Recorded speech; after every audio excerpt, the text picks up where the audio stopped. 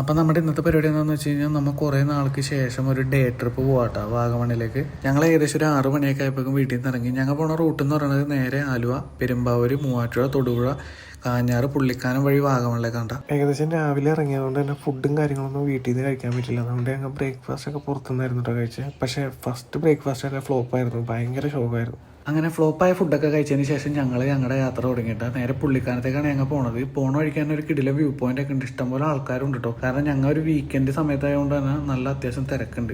Climate അതാണ് ഏറ്റവും പറയാനുള്ളത്. നമ്മൾ പോയ സമയത്ത് അത്യാവശ്യം നല്ല വെയിലായിരുന്നു കേട്ടോ. അതുകൊണ്ട് തന്നെ എൻ്റെ അനിയത്തിയുടെ വായിലേക്കണ്ട ചീത്ത മൊത്തം എനിക്ക് കേൾക്കേണ്ട വന്നു.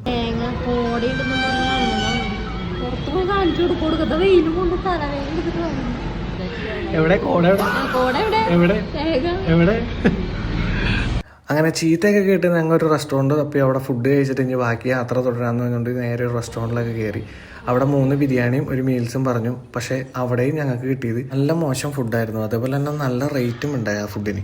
അങ്ങനെ റെസ്റ്റോറൻറ്റിൽ നിന്ന് ഫുഡൊക്കെ കഴിച്ച് ഞങ്ങൾ പുറത്തേക്ക് ഇറങ്ങിയപ്പോൾ തന്നെ ക്ലൈമറ്റൊക്കെ അത്യാവശ്യം മാറിയായിരുന്നു കേട്ടോ. നല്ല മഴക്കാരും അതിനുശേഷം കുറച്ച് അങ്ങോട്ട് മുന്നോട്ട് പോയപ്പോഴും നല്ലൊരു പെരും മഴയായിരുന്നു ഞങ്ങൾക്ക് കിട്ടിയത്. പിന്നെ മഴയൊക്കെ പെയ്ത് കഴിഞ്ഞാൽ പിന്നെ നമ്മ പറഞ്ഞ സാധനം കിട്ടാതിരിക്കില്ല. നല്ല കോടയൊക്കെ ഇറങ്ങി തുടങ്ങി.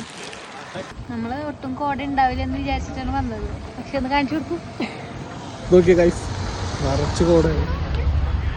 ആ ഭാഗം കാണാനില്ല, ഈ ഭാഗം കാണാനില്ല. ഇപ്പം ഞങ്ങൾ നിൽക്കുന്നത് പുള്ളിക്കാനത്താണ് കേട്ടോ. ഞങ്ങൾ തിരിച്ചു പോകണ വഴിക്കാണ് ഞാൻ ഈ ഒരു വീഡിയോ എടുക്കുന്നത്. ഇപ്പം സമയം ഏകദേശം നോക്കുകയാണെന്നുണ്ടെങ്കിൽ 6:02. അപ്പോൾ ഏകദേശം 4 മണിക്ക് തുടങ്ങിയ കോട ഇപ്പോഴും ഉണ്ട് കേട്ടോ. നല്ല ഡ്രസ്സിലിങ്, നല്ല ക്ലൈമറ്റാണ്.